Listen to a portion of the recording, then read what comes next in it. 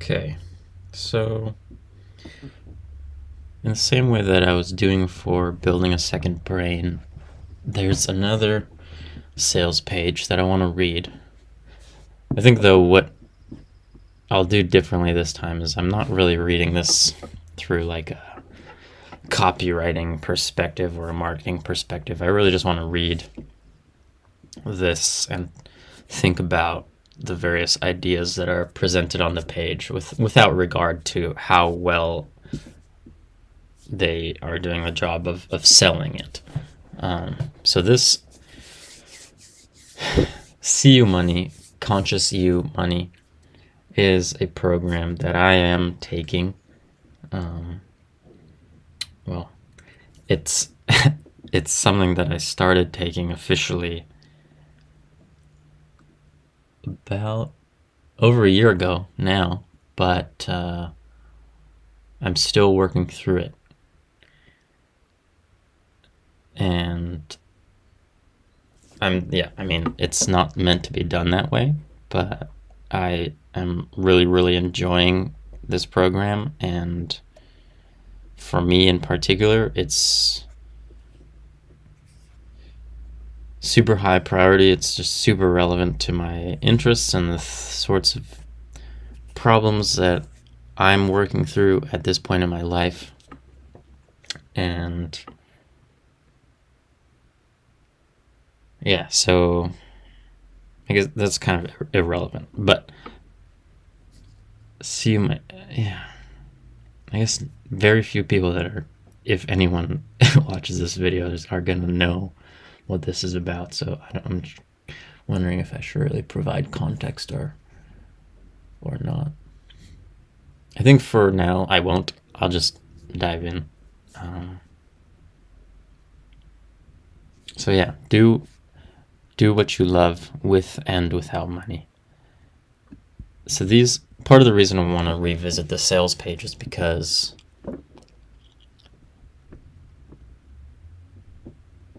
I want to sort of reacquaint myself with some of the promises of the program, because I'm deep in it. I mean, I'm deep in the midst of going through it, and I want to kind of zoom out and remember what were the sort of selling points and the things that drew me in about it.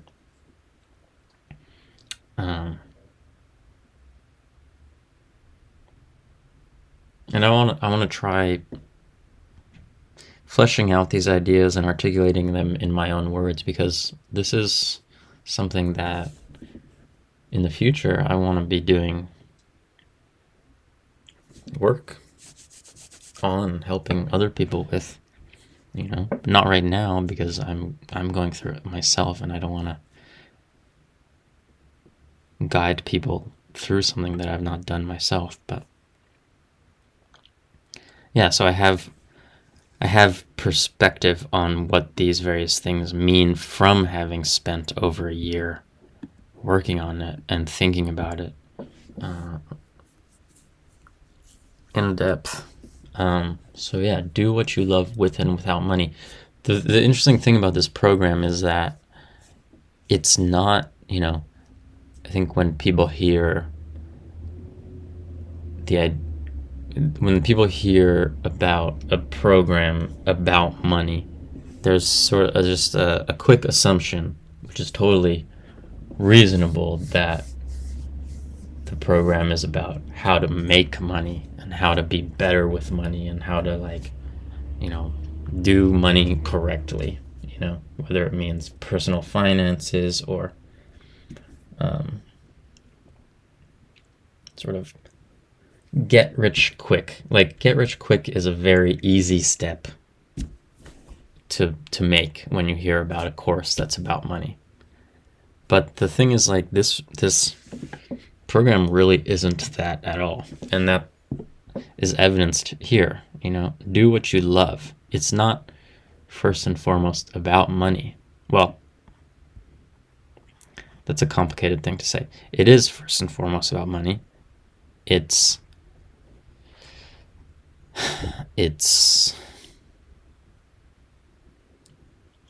something that the people behind this program have talked about elsewhere is that money is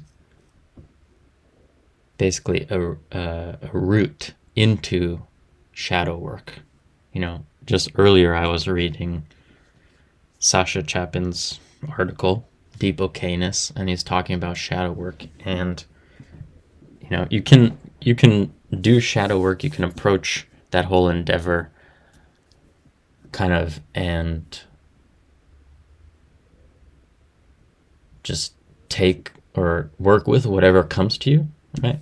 Like, you can do the shadow work and just see what comes up, what shadows come up, without having like a focus or a theme to it. But you can also do it by picking something in your life, or it could be sex, it could just be romance, it could be work, or money, and investigate your relationship to that thing really deeply. And in doing that, you end up doing extremely deep shadow work, but through a particular entry point. And so that's what I can definitely vouch for at this point, having done this for over a year, is that while it says money on the box, so to speak, it's really not about money, because it immediately leads you to think about all the other things in your life. Like, when you think about the role that money has played in your life, how you conceive of money, the fears and shames and desires and various things that you have around money, it really just points you to everything else in your life. It points you to see more clearly, how you relate to certain people in your life and what has inhibited or facilitated those relationships. So, yeah, all that to say,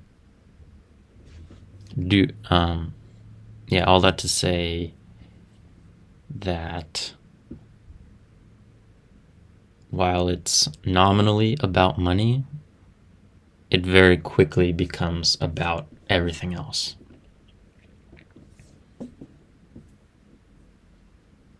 So yeah, do what you love with and without money, right? What get-rich-quick program, or even just money-focused program, ever talks about without money, right? It's always about making more money, saving more money, investing more money, earning greater returns on your investments, increasing your income, right? It's extremely, and I say that with a lot of experience. One, in just casually surveying that whole industry, and also having pretty much spent my whole career selling programs of that sort and working with people who create programs of that sort. Never are they about considering the idea of not having money. It's always about more. So this is extremely unique. Do what you love without money, right? The primary thing here is do what you love. That's almost never the case in other programs that are about money. It's not about do what you love. It's about make more money, have more money. But this one's about do what you love, with money and without money. And so that's something that I've really come to understand by going through this work, is that in investigating my relationship to money at a really deep level, it has helped me find so much more clarity around what do I actually want to do, right? Because so many of the things that I've done with my life, professional decisions that I've made, places that I've lived, hobbies that I have, how I spend my time day to day are so influenced by money, right? So many of the times that I've moved have been for money reasons. Only a very small minority of the times that I've moved to a new place has it been unrelated to money factors. Moving to a new city for a job, for example. I've done that a number of times. And only rarely have I moved to a new city just because I wanted to go to that city and explore it. So at that level, these big decisions in your life can be so shaped by money. And then on a day-to-day basis, it's like, oh, well, you think you're doing this hobby just for the fun of it, but then you start to think about why you're doing it, and you realize oh wait, no, I'm kind of doing this because it helps me learn XYZ skill, and that skill can help me earn more money, and I need more money to do whatever, right? It might not even be because you have a clear reason for wanting to have more money. You just feel like you need to have more money. And even that lack of clarity around why you need more money, it's worth breaking that down and investigating, what do I actually want money for? Because on one level it's super cliche and totally not new of me to say that, if you just are pursuing money for the sake of money, then there's no end to that. If you are only trying to increase your income or increase your bank account, what for though? But even me, who is radically introspective all the time and constantly probing my reasons for doing all the things that I do, I had very little clarity around why I actually wanted money. And what did I actually want to do with myself, with my life? What do I actually find fun? What is the money in service of? So that has been a huge benefit to me. And I'm not done. I think this is a lifelong thing. It's not something you only do one time.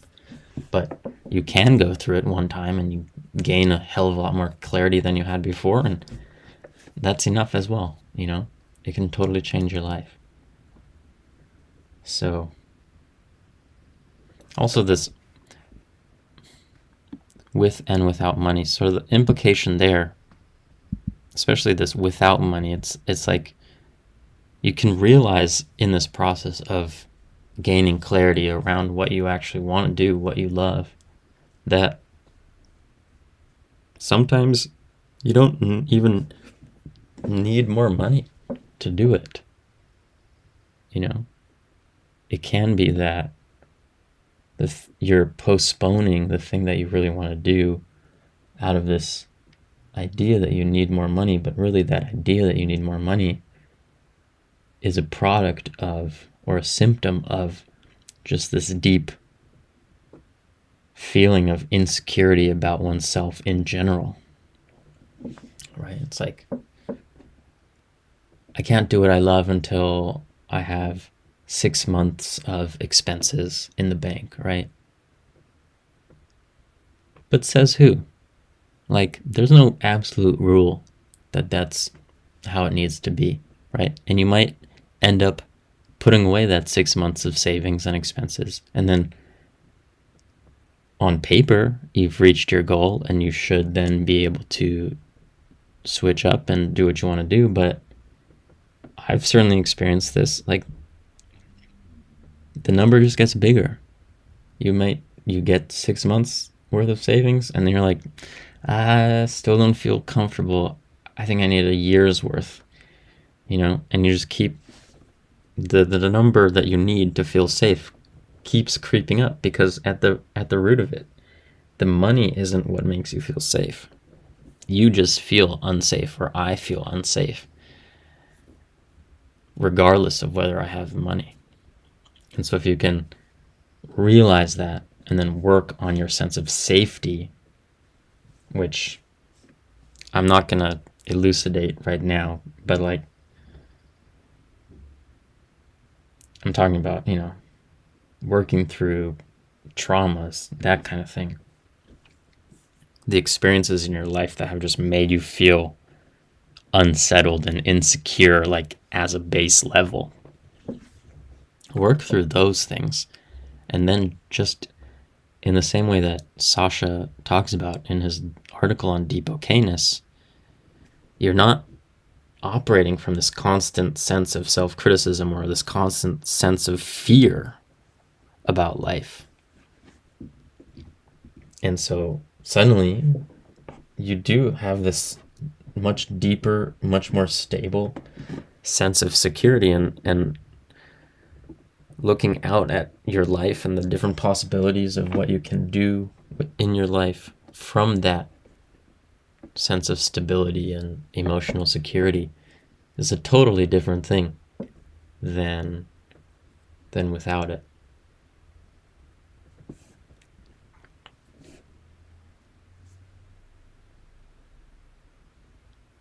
Right. But if you hinge or if you predicate doing what you love on having money, then it's very possible that you'll never do that. And that's a scary prospect for me anyway, to just continually postpone doing what you actually want until you have enough money, right? Until you have enough money to feel safe, but then realize that, oh wait, no amount of money is going to make me feel truly safe,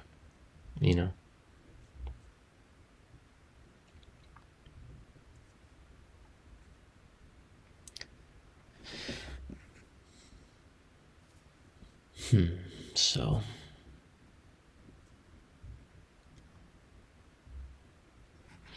understand your relationship to money. And reinvent your life. I mean, this is the really important part. Understand your relationship to money. And I think maybe it's worth spelling out.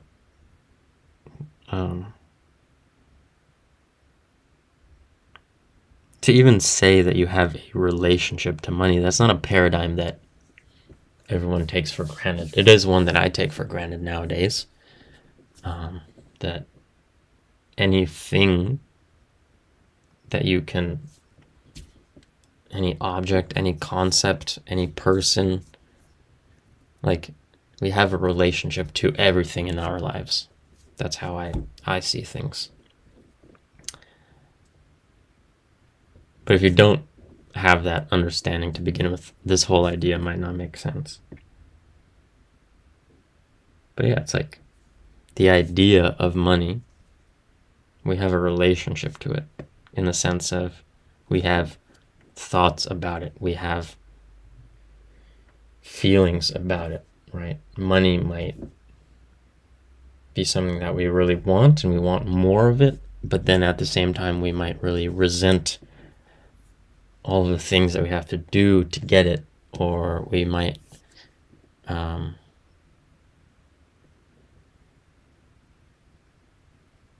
feel guilty for taking part in the system. This is something that I have dealt with a lot in my life, is just this deep sense of like guilt and shame for even taking part in the capitalist system, because I grew up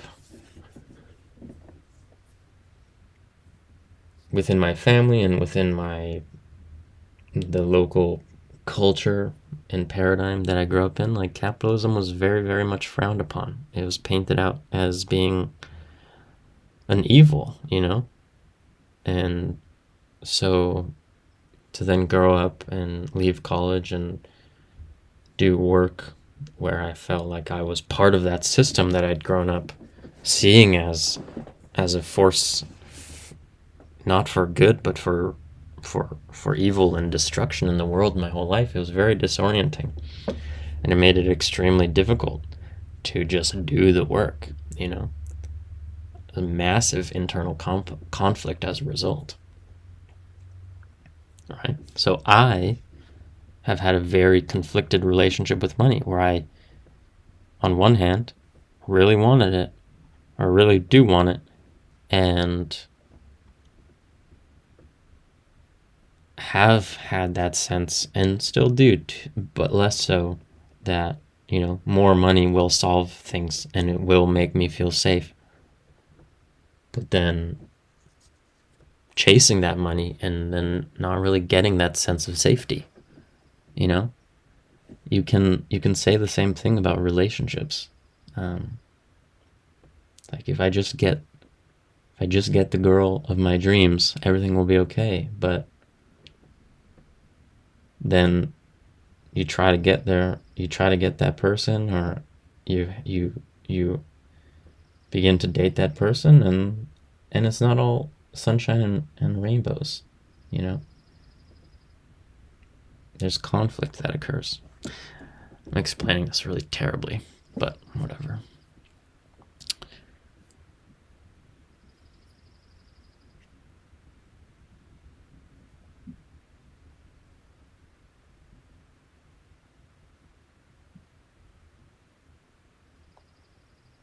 See, this is kind of just...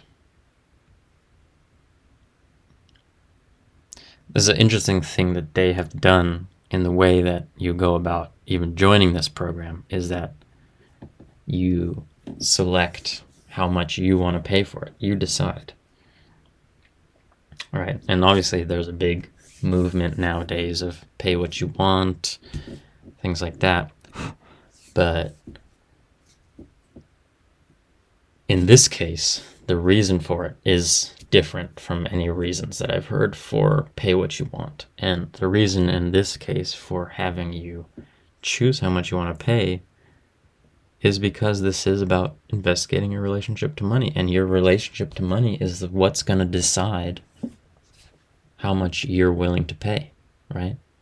If you're willing to pay the full amount, it means something different than if you're willing only to pay the minimum, right? It might mean that you have a lot more money, and so the cost just doesn't mean anything to you. It's no big deal. Or it might mean that you really want to support the people who are making it, and so you see money as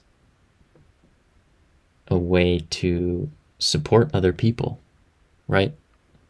So instead of the first instinct being like, oh man, like I can't pay that much, it's thinking like, oh, I really want to help support this endeavor and these people, It's a very different way of seeing money.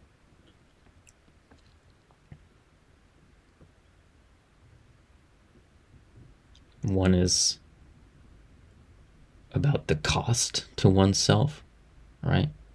It's like painful to have to pay for something. You're like, oh fuck, I don't want to lose that amount of money. It better fulfill on its promises, right?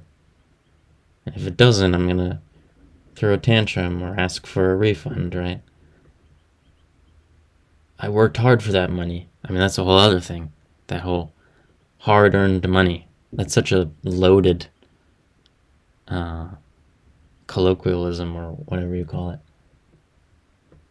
My hard-earned money. There's so many assumptions, or at least a couple really big assumptions baked into that idea. But yeah, so having to make a decision about how much you will pay for this program, as it says, it's a first step in your personal money work process. You have to evaluate what your level of comfort is, and why would you be willing to pay more or less.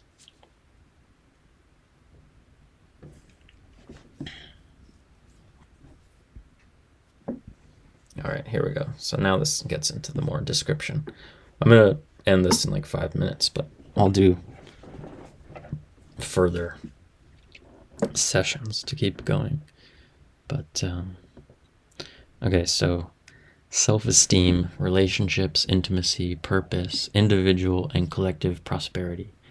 Everything is influenced by our relationship to money. So I want to flesh that out a bit and give maybe some concrete examples, maybe personal examples. Just bear with me as I rifle through the ones in my head. I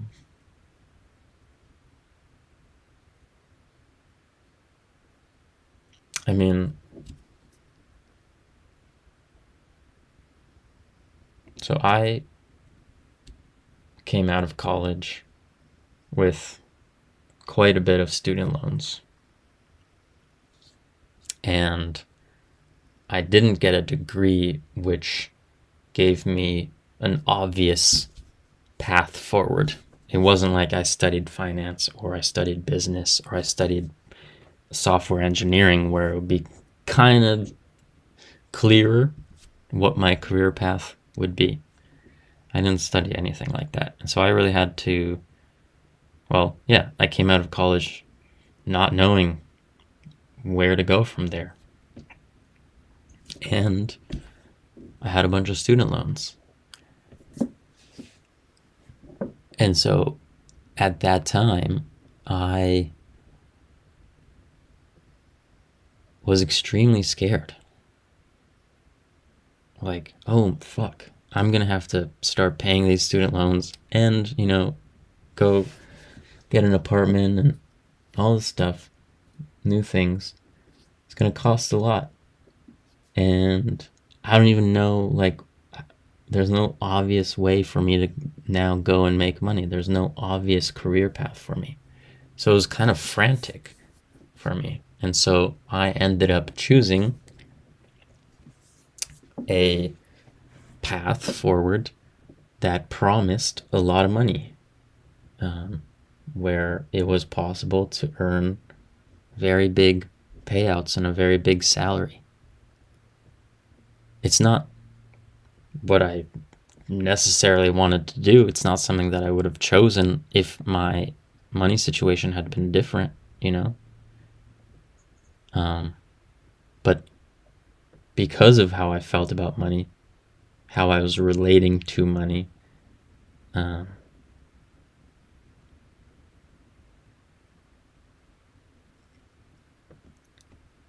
it totally shaped the entire course of my life since then.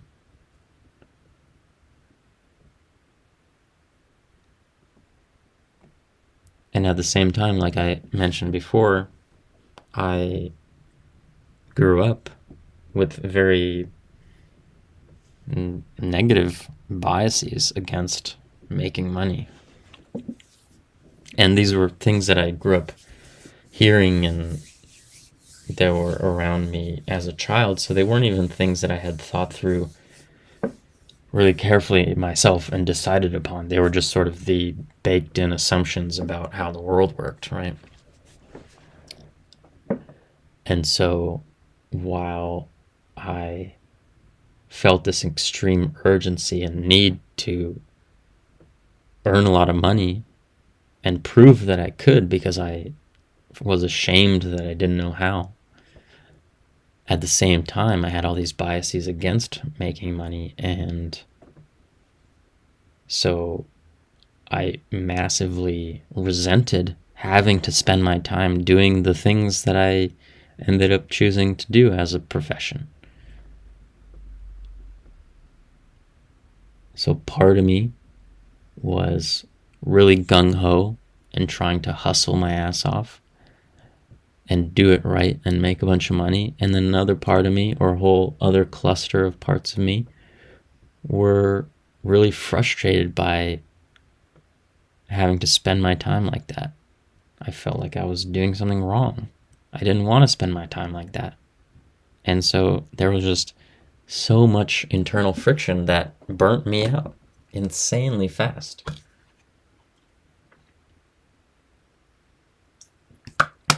You know, that's what, I mean, yeah, internal friction burns you out.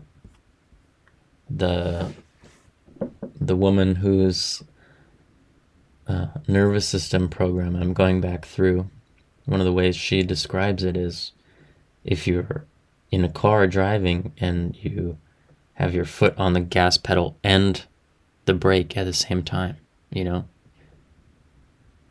They're two contradictory forces. You're trying to gun it. At the same time, you're completely trying to not go anywhere.